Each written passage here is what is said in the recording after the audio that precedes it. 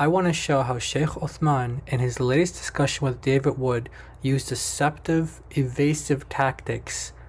I'm going to play some of the discussion and omit certain parts that aren't related to the purpose of this video, but I want to play out as much as I can in order to show you guys the conversation.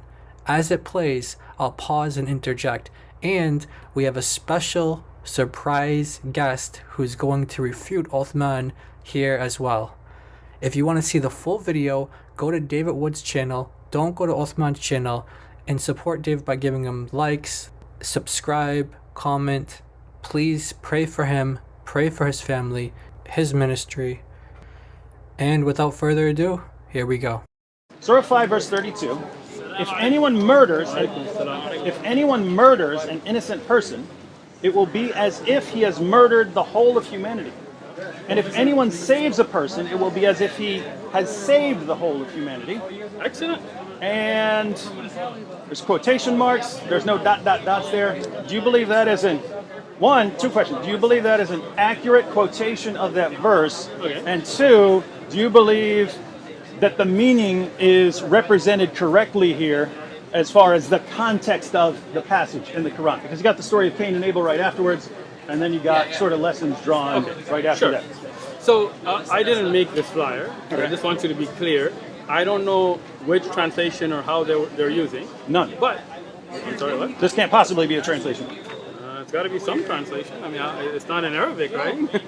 They left so many things out of that verse but again, they could call it a paraphrase or something like that. So, that's not the verse. You know, and I know there are also paraphrased Bibles. I have one at home that paraphrases meanings and the verses throughout the Bible. You know that, right? Yeah. So if they're using something like that, that's up to them. But what about this ayah? What problem do you have? Does the Quran not forbid killing people here? Not in a way that would condemn terrorism. So let's look at an Arabic one.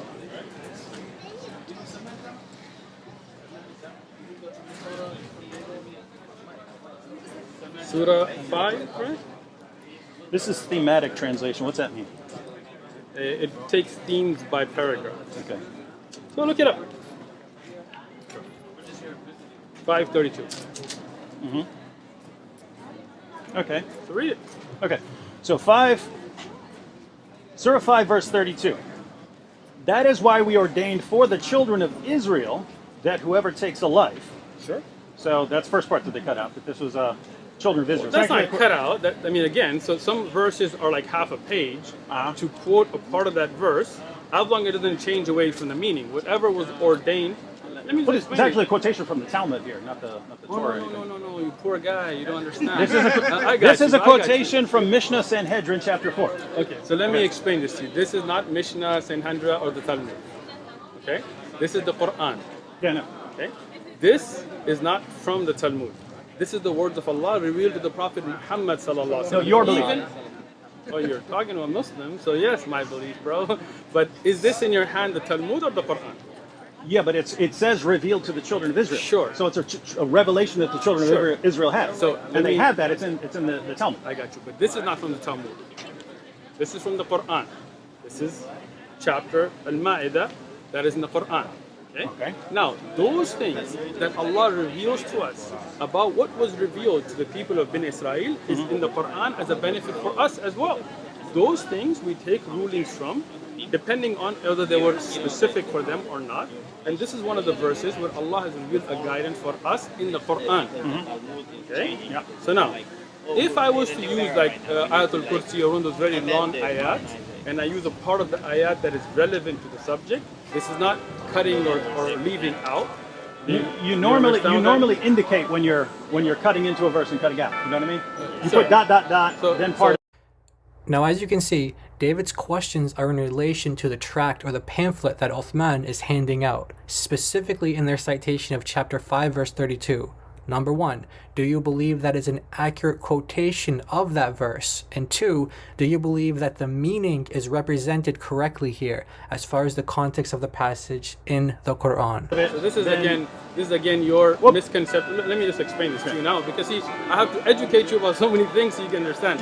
When the Quran was revealed, there are ayat that have wukuf. You know what a waqf is? You probably don't. So And here is our surprise special guest to tell us what is waqf.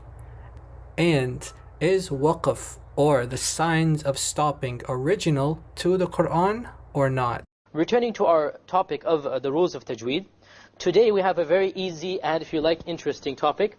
No, we are not doing the traffic signs, we are doing the signs of stopping. Not when you're driving a car, but when you're reciting the Quran. Where should you stop and where should you start? Okay. Here now, it is important to mention that these signs that we find in the Quran, every single Quran has various signs of stopping in it. Okay. Where should you start? Where should you not stop? Okay. Where are you allowed to stop? Where is it preferred to stop but you shouldn't? Where is it preferred not to stop but you should? So on and so forth. These signs were not found, obviously, in the Quran that the companions wrote. When the Quran was revealed, there are ayat that have wuquf. These signs were not found, obviously, in the Quran that the companions wrote. When the Quran was revealed, these signs were not found, obviously, in the Quran that the companions wrote. Rather, these are signs that have been derived by the scholars of Islam. Because the point is that it is possible that if you stop at a certain place and don't continue, you will give the wrong interpretation or the wrong meaning. Therefore, the scholars have read the Quran and have derived certain places where it is preferred to stop, where it is mandatory to stop, where it is preferred not to stop, and so on and so forth. So all of this goes back to the ijtihad, to the personal reasoning of the scholars. When the Quran was revealed, so all of this goes back to the ijtihad, to the personal reasoning of the scholars. To the personal reasoning of the scholars. When the Quran was revealed, to the personal reasoning of the scholars. It is because of this that you will find differences in these signs between various Qur'ans. Every single company or every single corporation that wishes to publish a Qur'an, it will get a list or a committee of scholars. The scholars will sit down and they will decide where these signs should be placed. So don't get confused if the signs that we show you today are different from the signs in your personal mushaf. The point is that every single mushaf, if you turn to the last few pages, it will tell you the signs that it uses. And the most common mushaf of our times is the Madani mushaf, the mushaf printed in Medina. ayat that have wuquf. You know what a waqf is? You probably don't, so... Putting aside the fact that the Quran was not originally revealed with these marks, according to our special guest, Shaykh Yasir Qadhi, here is where the sleight of hands begins. This is where his deceptive, evasive tactics start. In the Arabic Quran, there are little markings called stopping marks. The scholars of Islam, who can't even agree on where these marks go, use these marks to indicate to the reciter as they're reciting the Quran where it is suggested to pause or to continue reading until another pausal mark or until the end of the verse in order to breathe while you're reciting the Quran. Nothing to do with pronunciation or translation. So why is he bringing this up when David Wood is asking about translation? This is why I call it a deceptive, evasive tactic on Uthman's part. These marks only serve to show you when you should or shouldn't stop in order to breathe while you're reciting the Quran in Arabic. So why is he talking to David about breathing marks when David is asking him about the pamphlet that omits a large portion and a significant portion of the verse in the Arabic? It has absolutely nothing to do with David's question. But because he's using Arabic terminology and technical terminology at that, he's only able to capitalize on this because he knows that the average non-Muslim wouldn't know about this and therefore wouldn't be able to call him out on it. By way of analogy, if you're familiar with the Hebrew Bible, there are nuqud, which are vowel marks, A, E, O, etc. And then there are cantillation marks. These little symbols that indicate to the chanter or whoever is reciting the Hebrew Bible which melody or tone they should be in, among other things. But they do not affect the translation of the verse at all. Their only function, whether it's in the Hebrew Bible or Arabic Quran, is to help the reciter or the chanter keep their melody as they stay in rhythm or breathe. In other words, should I pause here to breathe or do I wait till the next word? That's their only function.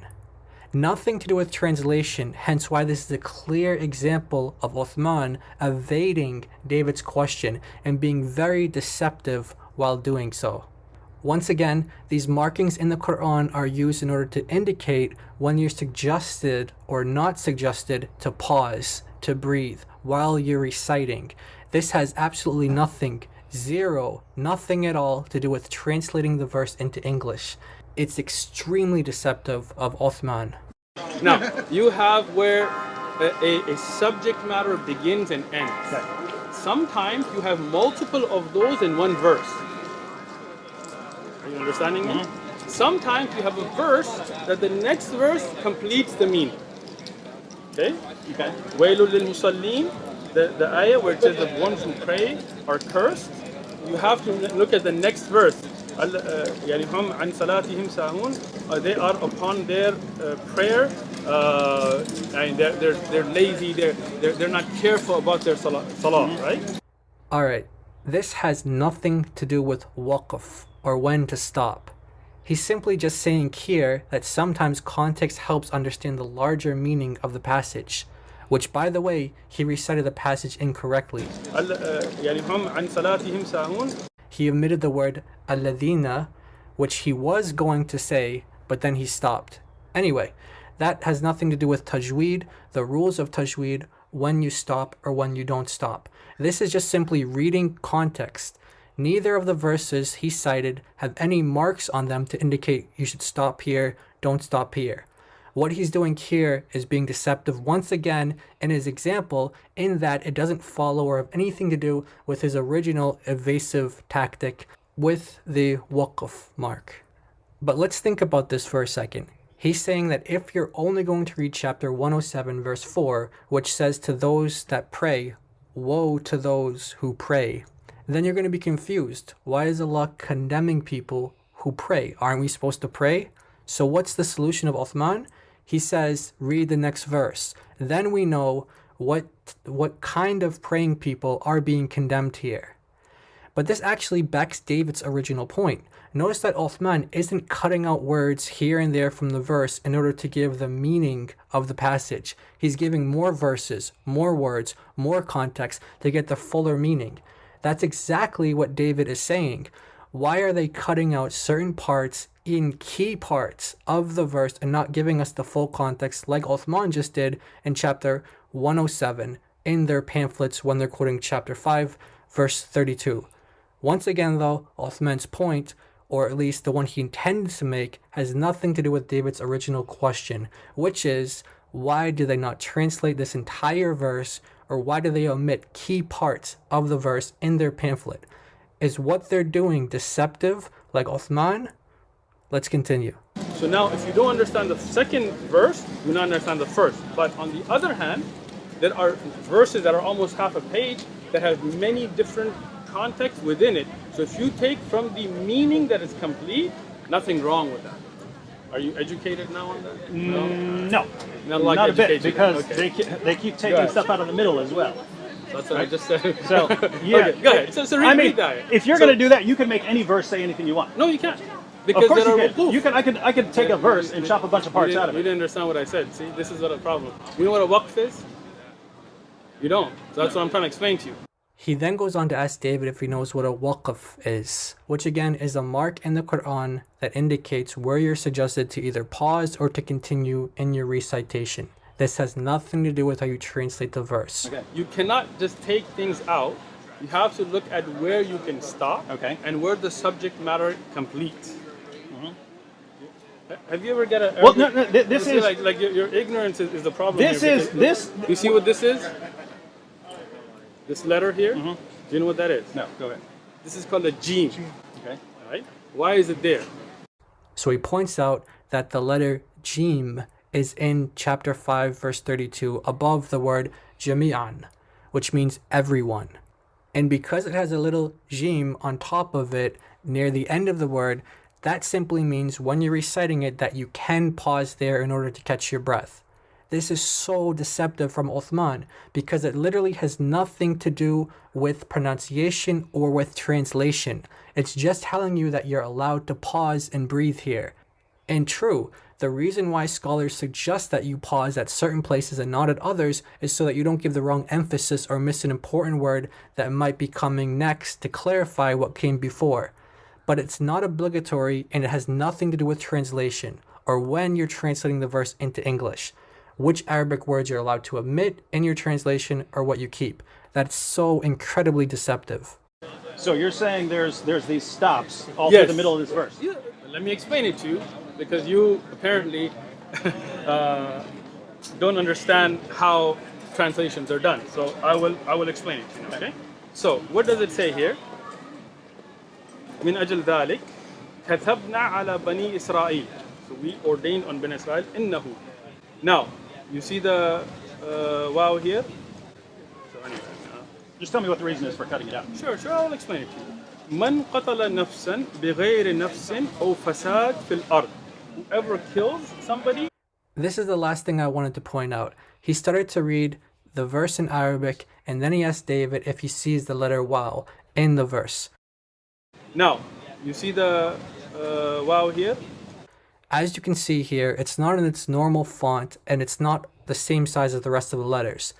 The wow here has nothing at all to do with translation. The only function this wow has, which by the way isn't even a waqf or stopping mark, is to tell you that you should elongate the dhammeh vowel here. So instead of saying annahu, say annahu. It just elongates the last vowel. Ooh.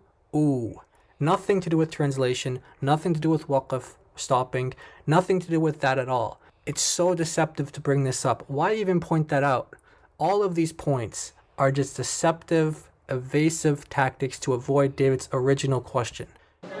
Two questions. Do you believe that is an accurate quotation of that verse? Okay. And two, do you believe that the meaning is represented correctly here as far as the context of the passage in the Quran? So just be aware that when you get into conversations with Muslims, they will try to use this tactic or a similar one on you, whether you're experienced like David or whether you're just getting into evangelism and apologetics. Muslims always use deceptive and evasive tactics in order to avoid answering your questions. I'll be posting the link to the full discussion in the description below. And again, please watch it on David's channel, not on Uthman's channel. God bless you all, and to the Muslims, repent of Islam, come to Jesus. He is Lord and can save you from your sins if you come to Him.